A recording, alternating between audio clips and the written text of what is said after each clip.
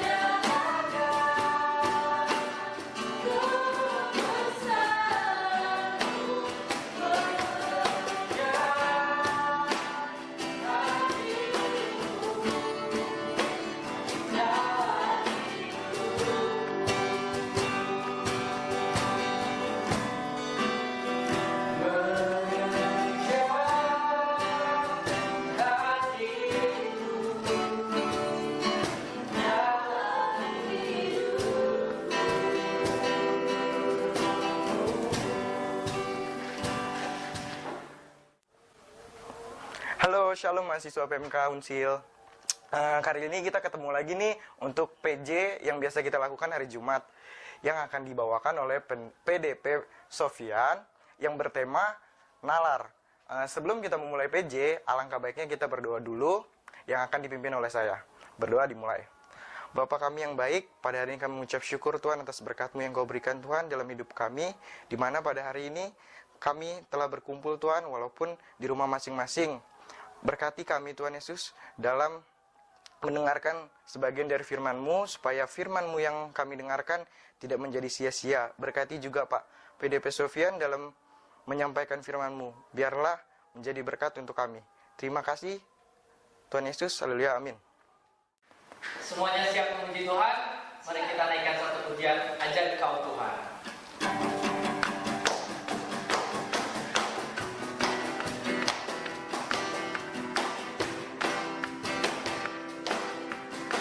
Mari sama-sama katakan.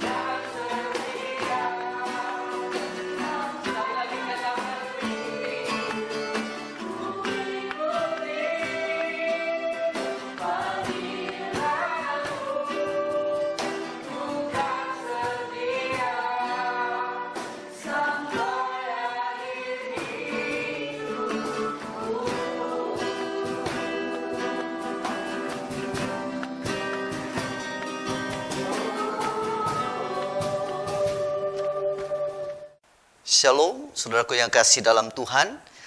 Saya bersyukur buat kesempatan yang indah saat ini kita bisa kembali bersama-sama lewat acara PMK Unsil. Saya bersyukur dan berterima kasih buat PMK Unsil yang telah memberikan kepercayaan kepada saya untuk sama-sama melayani khususnya di persekutuan mahasiswa Unsil ini. Pada saat ini mari kita mau belajar bersama-sama tentang cara berpikir yang diubahkan oleh Tuhan. Saya lebih condong dengan sebuah tema nalar. Kalau dalam Roma pasal yang ke-12 ayat yang kedua, ada sebuah ayat yang mengatakan berbunyi demikian. Dalam Roma 12 ayat yang kedua, janganlah kamu menjadi serupa dengan dunia ini. Saya ulang, janganlah kamu menjadi serupa dengan dunia ini, tetapi berubahlah oleh pembaharuan budimu, sehingga kamu dapat membedakan manakah kehendak Allah, apa yang baik, yang berkenan kepada Allah, dan yang sempurna. Ayat ini mengatakan, janganlah kamu menjadi serupa. Artinya ada sebuah perintah kepada setiap kita, jangan menjadi serupa dengan dunia ini, tetapi berubahlah oleh pembaharuan budimu, sehingga kamu dapat membedakan manakah kehendak Allah, apa yang baik, yang berkenan kepada Allah, dan yang sempurna. Pada zaman saat ini, di mana pandemi yang sedang merajalela di muka bumi ini, siapa yang akan mengetahui hal ini akan terjadi di saat-saat ini tahun 2020. Kita tidak menyangka di tahun ketika kita menginjak tahun 2020 akan terjadi pandemi yang membuat kita khawatir, takut, sehingga kita susah bergerak. Bahkan setiap para anak-anak didik mengalami kesulitan untuk bersekolah, untuk pergi dari rumah, untuk pergi ke sekolah. Begitu juga dengan mahasiswa-mahasiswa sekarang. Mereka harus melakukan studi, belajar dengan secara online, yang tadinya tidak terbiasa. Mungkin ketika melakukan hal ini, belajar online, sekolah online, kita akan mulai tidak nyaman. Tetapi itulah yang sedang terjadi. Yang saat-saat ini sedang terjadi. Cara kita berpikir mulai berubah. Karena kondisi yang sedang terjadi saat-saat ini memaksa kita untuk bisa mulai beradaptasi dengan sedang terjadi saat-saat ini. Nah, kalau dalam Roma yang ke-12 ayat yang kedua, janganlah kamu menjadi serupa sama dengan dunia ini, tetapi berubahlah oleh pembaharuan budimu, sehingga kita bisa membedakan kehendak Allah, apa yang baik, yang berkenan kepada Allah, dan yang sempurna. Ketika saudara diubahkan cara berpikir saudara, dan saudara diperbaharui cara saudara berpikir, maka saudara akan bisa membedakan apa yang baik, yang berkenan, atau yang sempurna. Nah, saudaraku yang kekasih dalam Tuhan, setiap para mahasiswa yang sedang mungkin saat ini sedang mengalami namanya ketidaknyamanan dalam saudara berstudi, karena saudara tidak dengan leluasa bergerak karena hanya ada di rumah atau di tempat-tempat yang terbatas. Tapi kita mau melihat cara berpikir dalam kondisi saat ini. Apakah saudara menjadi orang yang tidak mampu keluar dari tekanan karena saudara berpikir ya sudah, apa yang sedang terjadi ya sudah terima. Tetapi ada orang-orang yang mulai berontak.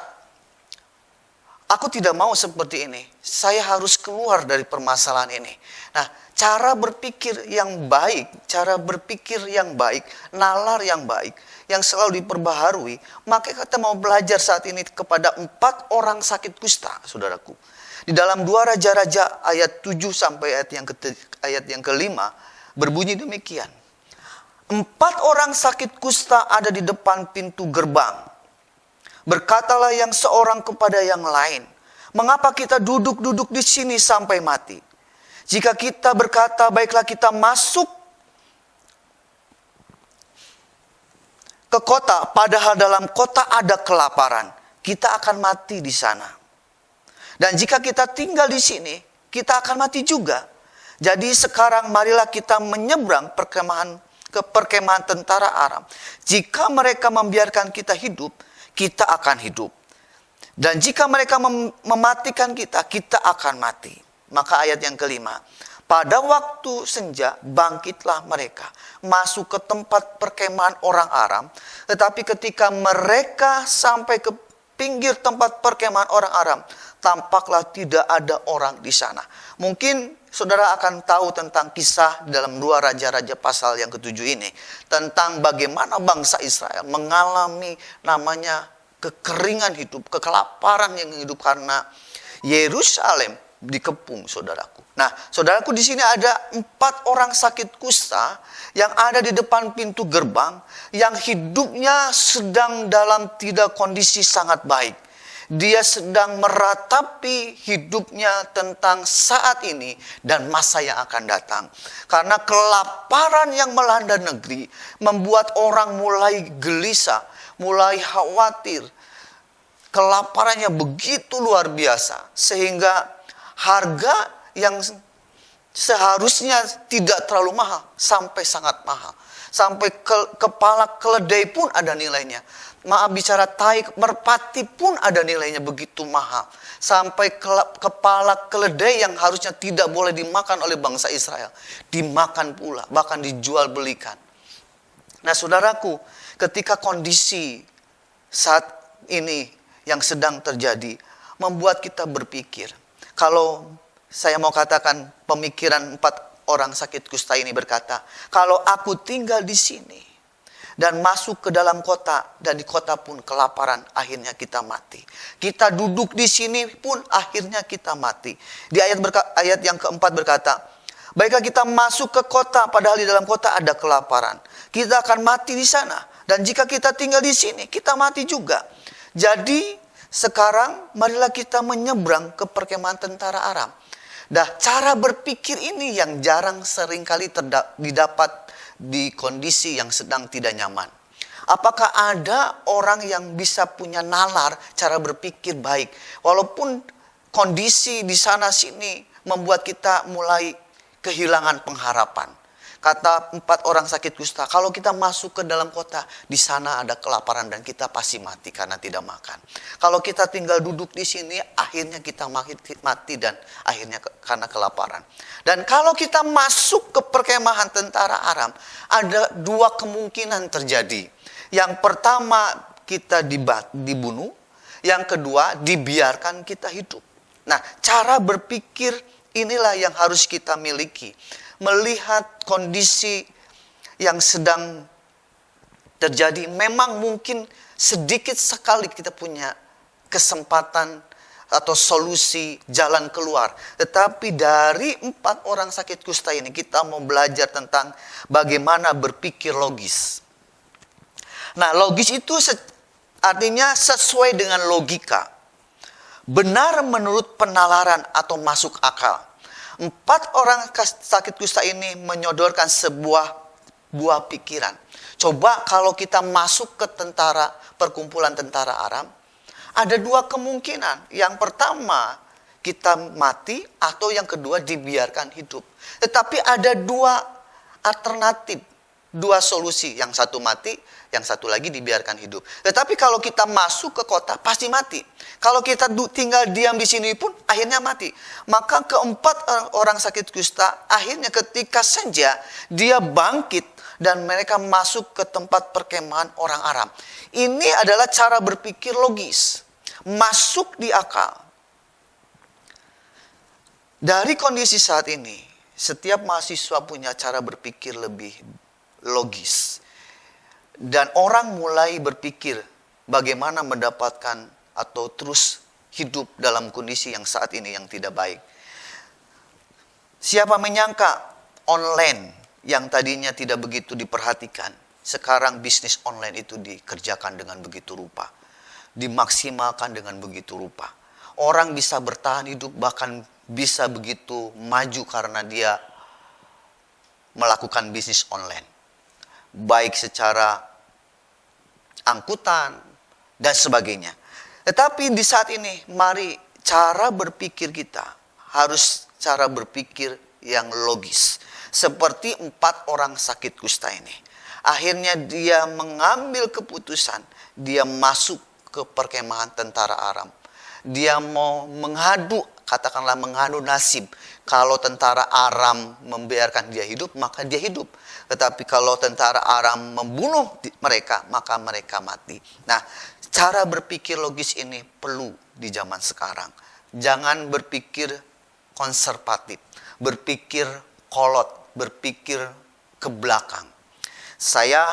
Kita tahu bahwa di zaman teknologi yang begitu canggih, kemajuan pendidikan, pengetahuan yang begitu cepat maju, kita harus mengikuti sebuah perkembangan zaman, di mana generasi demi generasi punya ciri khasnya masing-masing. Dan generasi ini adalah generasi yang begitu cepat dengan pendidikan dan pengetahuan karena teknologi yang begitu maju saat ini. Nah, saudara, kalau kita berpikiran logis, maka kita harus punya pikiran Kristus dalam kehidupan kita. Maka taruhlah dalam pikiranmu pikiran Kristus, sehingga kita tidak disesatkan oleh keadaan zaman ini, tidak dibuat kita menjadi orang yang melakukan tindakan-tindakan yang bodoh. Sehingga mari orang percaya yang percaya kepada Tuhan Yesus, hendaklah pikiranmu ditaruh dalam pikiran Kristus. Dalam Efesus 4 ayat 17 dan sampai ayat 18. Sebab itu kukatakan dan kutegaskan. Nah, kukatakan dan kutegaskan ini kepadamu di dalam Tuhan. Saya katakan ini di dalam Tuhan. Janganlah hidup lagi sama seperti orang-orang yang tidak mengenal Allah. Dengan pikiran yang sia-sia dan pengertian yang gelap. Jauh dari hidup persekutuan dengan Allah karena kebodohan yang ada di dalam mereka dan karena kedegilan hati mereka. Nah, saudaraku, dalam Efesus 4 ini Tuhan mengingatkan dan mengatakan dengan tegas kepada setiap kita, orang-orang yang berpendidikan, yang sedang mencari pendidikan. Maka saudara dan saya harus selalu menaruh pikiran kita kepada pikiran Kristus. Supaya kita tidak masuk dalam pengertian-pengertian yang gelap. Jauh hidup dari persekutuan dengan Allah. Karena ketika kita hidup dalam persekutuan yang jauh daripada Tuhan, maka kita akan menjadi orang yang sia, yang mengalami hidup yang penuh dengan kesusahan. Nah, saudaraku yang kekasih, hendaklah kamu dalam hidupmu bersama menaruh pikiran dan perasaan yang terdapat juga di dalam Kristus. Itu dalam Filipi pasal 2 ayat yang kelima. Yang saya harapkan pada saat ini kepada UMK Unsil, mari dalam kondisi apapun juga saat ini, ketidaknyamanan yang mungkin saudara alami saat ini, generasi yang sedang terjadi saat ini adalah pengalaman yang luar biasa. Berpendidikan, sekolah dengan online, tidak pernah dibayangkan sebelumnya, tapi itu yang sedang terjadi. Tetapi yang saya harapkan adalah biarlah cara berpikir kita, jangan sampai kita ini disesatkan oleh dunia ini. Mari kita belajar bersama-sama kepada Kristus. Biarlah pikiran dan perasaan kita itu terdapat juga di dalam Kristus Yesus. Saudaraku yang kasih, mari kita sama-sama merenungkan saat ini kondisi kita. Mungkin kita mengeluh, susah, kondisi yang tidak nyaman, serba terbatas. Tapi saya percaya dalam kondisi apapun juga Tuhan selalu ada dalam kehidupan kita. Amin buat firman Tuhan pada saat ini. Tuhan Yesus memberkati. Mari saudaraku, kita mau akhiri persekutuan saat ini. Kita sama-sama tundukkan kepala, kita mau berdoa bersama-sama. Mari kita berdoa. Bapa kami dalam kerajaan surga, kami mengucap syukur ya Tuhan. Di dalam kondisi apapun yang sedang terjadi saat ini, kami percaya Tuhan selalu membuat jalan buat hidup kami. Tuhan selalu memberikan pertolongan, jalan keluar dalam kehidupan kami. Biarlah kami punya cara berpikir seperti Kristus berpikir. Dalam kondisi apapun juga, kami percaya Tuhan selalu ada di setiap musim-musim hidup kami. Pada saat ini kami bersyukur Tuhan, biarlah firman-Mu yang kami dengar saat ini lewat pujian, penyembahan, lewat semua yang sudah kami lakukan. Kami percaya Tuhan kiranya kebaikan Tuhan itu turun atas setiap kami. Terlebih kami berdoa buat Universitas Unsil saat ini Tuhan.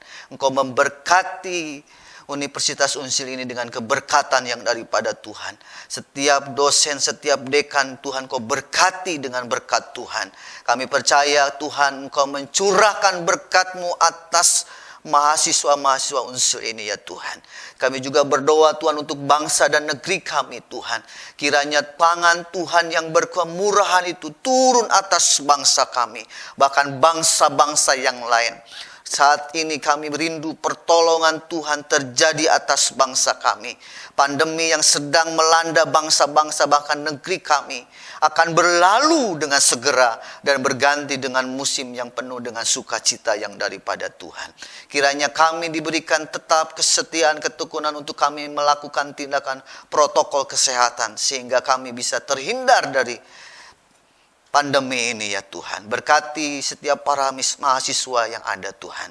Kami bersyukur dan berterima kasih. Kami mau akhiri persekutuan kami pada saat ini hanya di dalam nama Tuhan Yesus.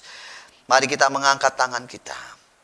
Terimalah berkat daripada Allah Bapa, daripada Tuhan Yesus Kristus yang menjadi kekasih dalam hidup kita.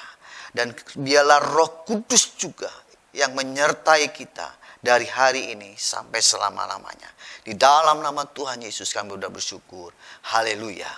Amin. Tuhan Yesus memberkati. Nah, gimana teman-teman? Ibadah yang kali ini pasti kalian bisa dapat firman-Nya kan? Saya yakin pasti kalian bisa mencernai apa yang dimaksud oleh pendetanya. Dan saya yakin juga bisa menjadi pelajaran buat kalian, teman-teman semua, dalam kehidupan kalian. Terima kasih udah mengikuti PJ kali ini. Semoga kita bisa bertemu di PJ minggu depan. Shalom.